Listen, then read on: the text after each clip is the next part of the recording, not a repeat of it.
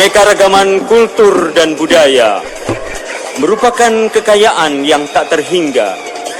Begitu besar potensi alam kita, harta dan warisan yang wajib kita jaga. Nun jauh di ujung negara kita, Papua, Papua, Papua. Papua sering dikenal orang sebagai negeri burung cendrawasih, jin, dan bunga anggrek. Daerah yang syarat dan misteri ini terdiri dari dua golongan, yaitu Papua Pantai dan Papua Pegunungan.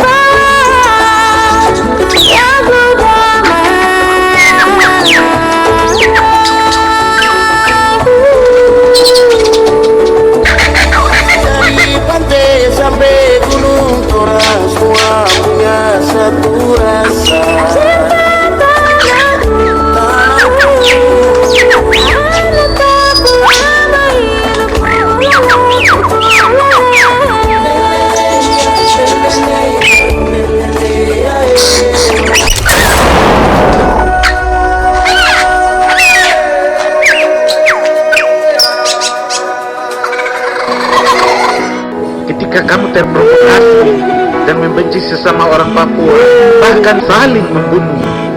Ketika kamu menjadi orang yang terlibat melakukan diskriminasi, membedakan kau dari Papua ini, dari Papua ini, dan kau dari Papua ini, kamu sedang mati, kawan. Buka matamu dan hiduplah. Not to do anything, but do something for your humanity and for your small heaven, Papua.